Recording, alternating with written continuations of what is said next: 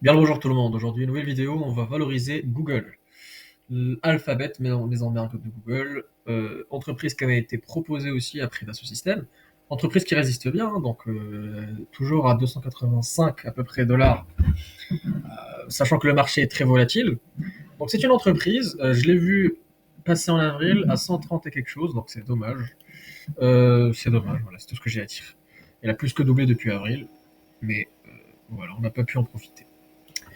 J'ai fait des coups court terme et puis j'ai été un petit peu avide et quand ça s'est reparti, j'avais pas assez d'argent pour voilà.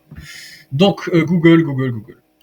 Comme d'habitude, deux hypothèses. Parce que en général, le PER, pourquoi on le choisit j'ai pas assez approfondi dans les vidéos précédentes. Donc la qualité de l'entreprise, pricing power, le management, qualité du management, qualité du secteur, la dette, structure du bilan, récurrence des revenus, il y a plein de choses à voir. Et Alphabet, elle coche plus ou moins toutes les cases. Donc maintenant que le risque réglementaire est parti, on pourrait même lui attribuer un PER de 30. Donc le max que je peux payer. Je vous ai dit la dernière vidéo, les PER, faut jamais payer plus de 30. Certains ne payent jamais plus de 25, d'autres ne payent jamais plus de 15. Euh, Alphabet, avec le risque réglementaire, ça méritait 20. Sans risque réglementaire, ça mérite 25, voire 30. Par contre, on va en parler, mais bon, d'abord, je vais présenter ce qui s'est passé au dernier trimestre. Donc, au dernier trimestre, elle a explosé.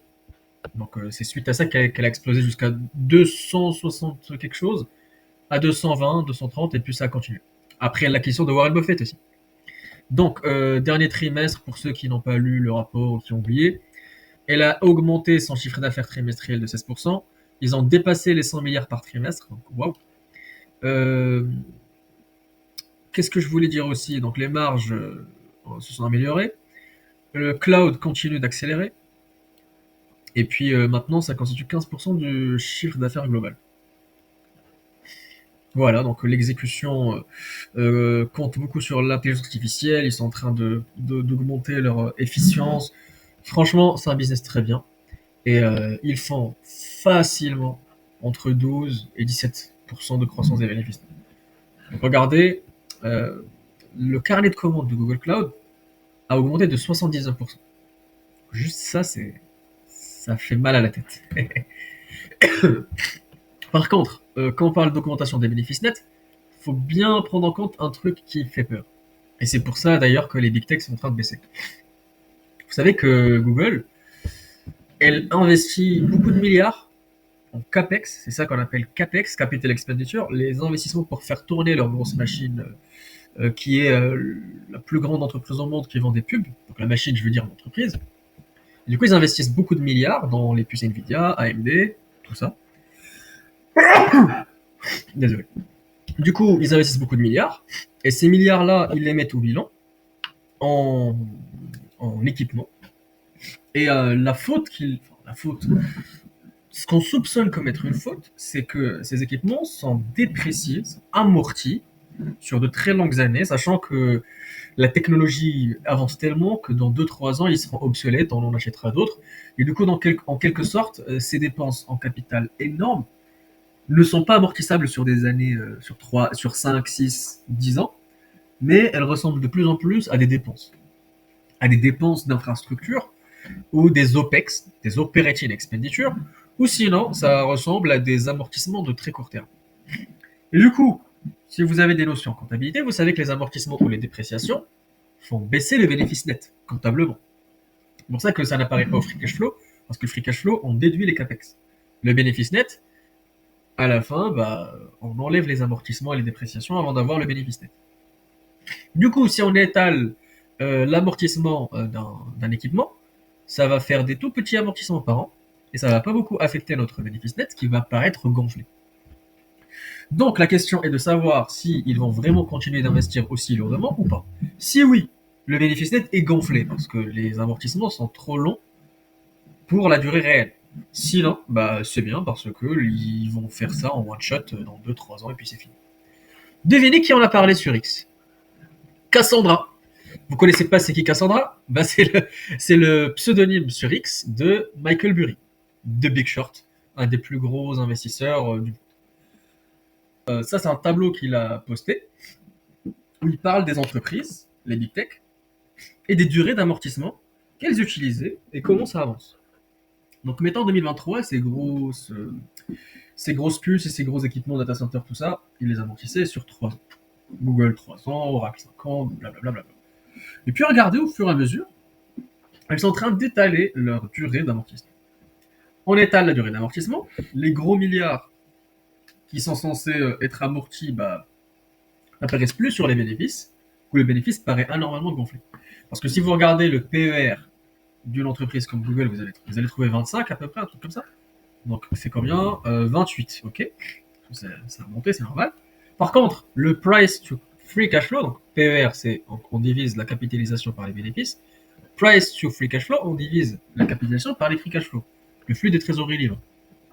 Du coup, le price to free cash flow d'Alphabet, vous allez voir que c'est à peu près 60. Pourquoi? Parce que c'est tout rikiki, vu que les capex énormes sont apparents. On peut les voir.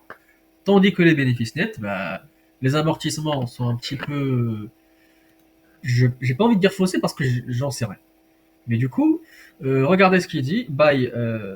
Donc il dit d'ici 2028, Oracle va voir ses bénéfices gonfler de 27%. Meta, ses bénéfices gonflés de 21%, etc. Mais ça va être pire et vous allez voir encore plus de détails d'ici le novembre 25. Moi, je l'ai indiqué sur Instagram. Je suis sorti de Meta le mardi 18, parce que j'ai vu que Amazon se mettait aussi à contracter de la dette. C'est des entreprises qui n'ont jamais eu, enfin, elles ont eu de la dette dans le passé, mais après le Covid, elles ont construit avec des bilans forteresses. Là, Google prend un tout petit, une toute petite dette obligataire. Meta a pris 50 milliards quand même. Oracle, elle est noyée dans la dette. Amazon se met aussi à prendre de la dette, donc ça commence à m'inquiéter un peu. Du coup, je veux revoir ma théorie d'investissement sur le business avant de revenir dessus, et puis peut-être que ça va s'effondrer, je sais pas. On verra. Mais du coup, ce tableau, pour vous dire que, regardez, ils étirent de plus en plus les amortissements de leurs équipements informatiques, tout ce qu'ils achètent d'AMD et d'NVIDIA. Donc attention, bénéfices gonflés. Donc les croissances de bénéfices, si on corrige les amortissements, elles vont s'effondrer. Bénéfices qui s'effondrent, PER qui augmente, besoin de correction, donc le prix qui diminue. Donc ici, avec les hypothèses qu'on s'est données, on les coté au Nasdaq. L'entreprise, on a deux, hein, il y a Google et Google. On va prendre Google. Donc le PS, les trailing 12 months, c'est 10, d'accord. Le marché paye 28,43. La valo actuelle est celle-ci. On l'a dit, entre 12 et 17 tranquille de bénéfices nets, parce que non seulement ils rachètent des actions, mais année après année, les marges sont en train d'être améliorées, l'intelligence artificielle remplace du personnel, voilà. Donc, je vais prendre le barycentre. Donc 12, 17, c'est 15. C'est 14,5, mais voilà. 15. Je donnerai quand même une petite remarque après. Le PR long terme, il n'y a plus de risque réglementaire, l'entreprise est solide, il y a Waymo qui est en train de s'élargir de plus en plus, il y a le cloud computing sur ce dont ils sont, Gemini qui est en train d'être implémenté partout dans le monde. Sachez que là, Google, là, ça c'est une recherche Google. On va taper par exemple chaussettes. Chaussettes. J'ai envie d'acheter une chaussette. Bim. Là, j'ai tout, produit, images, vidéos, vidéos courtes, nanana. Sachez que dans les autres pays, il y a ici, avant tous, il y a mode IA. Donc, un résumé donné par l'intelligence artificielle de Google, Gemini, de ce qu'on a cherché. Ce qui n'existe pas en France. Donc, ils sont bien en train d'être développés. Ils sont partout. La vente de pubs, YouTube, le cloud computing, ils sont même dans ils sont partout. Donc, ils méritent amplement 25, voire 30. Mais je ne donnerai pas 30.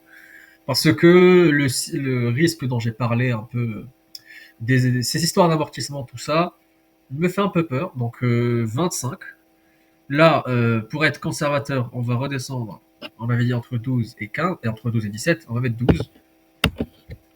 Et puis, ça donne quoi? ça donne un CAGR théorique sur 5 ans de 9,16. Et du coup, on l'avait dit ici, 12. Voilà, donc ça donne un prix pour l'acheter, pour faire 10% par an, de 273 $. Donc très très proche en fait. Une séance de baisse, moins 3%, moins 4%, elle sera sur ce prix. Donc l'entreprise, elle est correctement, voire légèrement sous-évaluée. Si on l'avait acheté à 160, 160. Si on l'avait acheté à 160. On va mettre 160, ou même 170, tiens. 170, allez. Si on l'avait acheté à 170, on aurait fait 21% par an. Et ça se matérialise déjà pour ceux qui l'ont acheté comme ça, parce qu'ils font déjà plus de 50%. Ceux qui l'ont acheté à 170. Donc 50% cette année, un petit peu de croissance l'année prochaine, tout ça. Et sur le composé, bah, ils auront fait 20%. Mais au cours actuel, on ne fait pas les 10%. Par contre, si on l'achète à 272, par exemple, qui n'est pas loin, on peut faire nos 10% par an. Et là, on est conservateur, hein, on paye moins que le PER actuel, donc 25. Et la croissance n'est que de 12%, alors qu'ils ont vraiment beaucoup de segments de croissance. Ils ont Waymo, ils ont l'entreprise dans la cybersécurité qu'ils ont acquéri, l'israélienne, qui sont en train d'implémenter avec leur synergie. Ils sont sur le cloud. Google Cloud est en croissance fulgurante, plus de 30% de croissance. Ils sont sur le business classique qui est la vente de pub. Ils ne la vendront plus par Google Search. Ils vont faire un moyen pour l'introduire dans Gemini comme ChatGPT. Il y a peut-être des partenariats avec PayPal pour pouvoir faire payer directement. Qui sait? Donc voilà pour Google, très très très proche de notre cible. Si on l'achète aujourd'hui, c'est pas mal. Si on attend une petite baisse, c'est encore mieux. Et puis il y a la légende Warren Buffett qui l'a acheté, donc ça doit pas être un si mauvais investissement, même après la hausse, après après tous les risques réglementaires qui sont évaporés. Voilà pour Google. Et puis on se dit à la prochaine. Bon courage à vous et puis ayez le corps solide. Et n'hésitez pas à vous abonner, liker et puis commenter les entreprises que vous voulez que je valorise. Allez, à bientôt.